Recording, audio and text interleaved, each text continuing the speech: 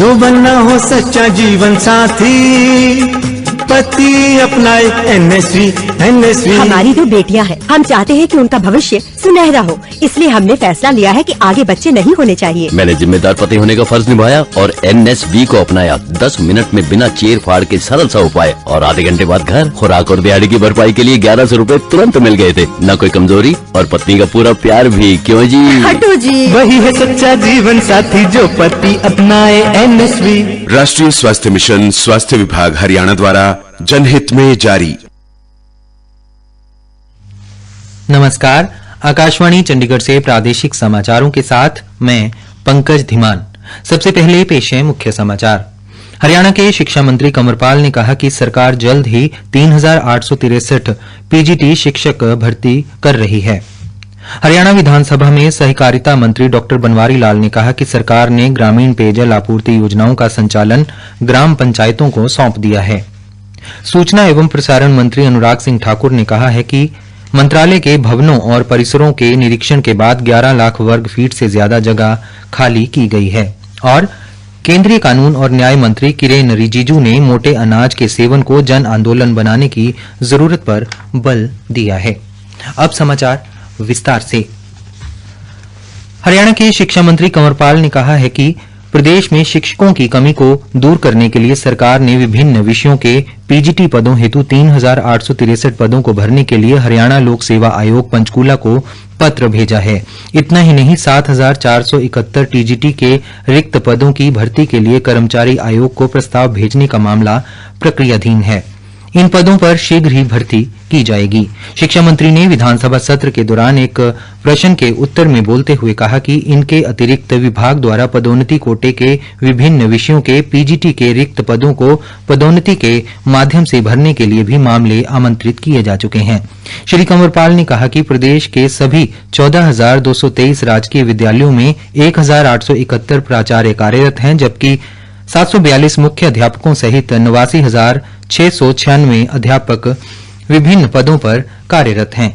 एक अन्य प्रश्न के उत्तर में हरियाणा कौशल विकास एवं औद्योगिक प्रशिक्षण मंत्री मूलचंद शर्मा ने बताया कि बरवाला विधानसभा के गांव बाड़ोपट्टी में स्वीकृत नए औद्योगिक प्रशिक्षण संस्थान के लिए भूमि का चयन कर लिया गया है।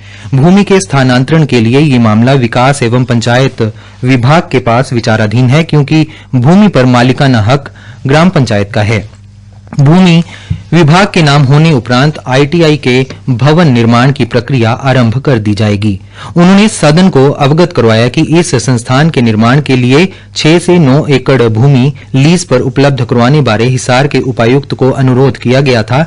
जमीन का पट्टा विभाग के नाम होने के बाद निर्माण की प्रक्रिया शुरू कर दी जाएगी।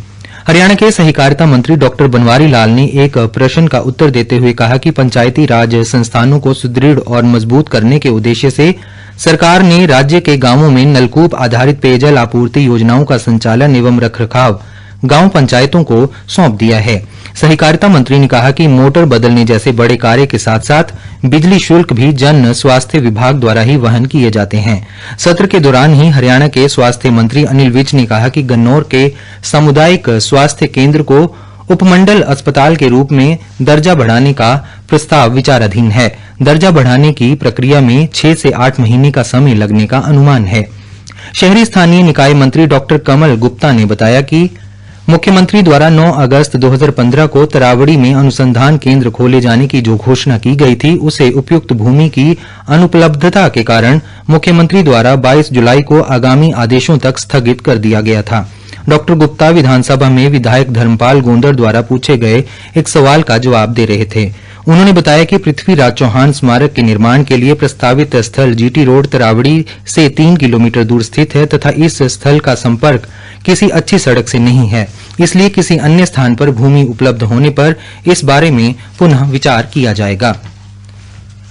वर्षांत श्रृंखला के अंतर्गत आकाशवाणी का समाचार सेवा प्रभाग केंद्रीय पेट्रोलियम और प्राकृतिक गैस मंत्री हरदीप सिंह पुरी का विशेष साक्षात्कार और मंत्रालय द्वारा शुरू की गई विभिन्न पहलों और उपलब्धियों को प्रसारित कर रहा है। साक्षात्कार में श्री पुरी ने सरकार द्वारा देश में शोधन क्षमता को बढ़ाने की महत्वाकांक्षी योजनाओं के बारे में बताया है। इस साक्षात्कार को आज रात FM गोल्ड चैनल पर 7:10 से सुर्खियों में और 9:15 से स्पॉटलाइट कार्यक्रमों में सुना जा सकता है। ये साक्षात्कार हमारी वेबसाइट newsonair.gov.in तथा हमारे YouTube channel news on AIR official पर भी उपलब्ध होगा। प्रादेशिक समाचार आकाशवाणी चंडीगढ़ से प्रसारित किए जा रहे हैं। सूचना और प्रसारण मंत्री अनुराग सिंह ठाकुर ने कहा है कि हाल ही में किए गए भवनों और भूमि के निरीक्षण में 11 लाख वर्ग फुट से अधिक जगह खाली की गई है। उन्होंने कहा कि स्वच्छ भारत अभियान की दिशा में मंत्रालय ने एक अभियान शुरू किया जिसके तहत विभिन्न मीडिया इकाइयों और प्रसार भारती कार्यालयों में अनावश्यक वस्तुओं को हटाकर अतिरिक्त जगह का पता लगाया गया। उन्होंने बताया कि दिल्ली के सूचना भवन में ही 1 लाख वर्ग फीट जगह खाली की गई है। उन्होंने कहा कि स्वच्छ भारत अभियान के तहत निपटान किए गए कबाड़ से लगभग 22 करोड़ रुपए प्राप्त किए जा सकते हैं। मन की बात के अभी हाल ही के संस्करण में प्रधानमंत्री नरेंद्र मोदी ने सूचना और प्रसारण मंत्रालय के जगह खाली कराने के निरीक्षण के बारे में जिक्र किया था। इस निरीक्षण से प्रसार भारती को किराए के रूप में अतिरिक्त राजस्व प्राप्त होगा और सरकारी खजाने पर बोझ कम होगा। केंद्रीय कानून और न्याय मंत्री किरेन रिजिजू ने मोटे अनाज के सेवन को जन आंदोलन बनाने की जरूरत पर बल दिया है।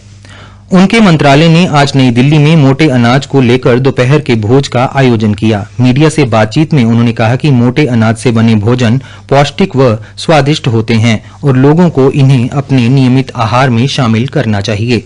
मंत्री ने यह भी कहा कि 2023 को मोटे अनाज का अंतर्राष्ट्रीय वर्ष भी घोषित किया गया है तथा सरकार इसे बढ़ावा देने के लिए कई कदम उठा रही है।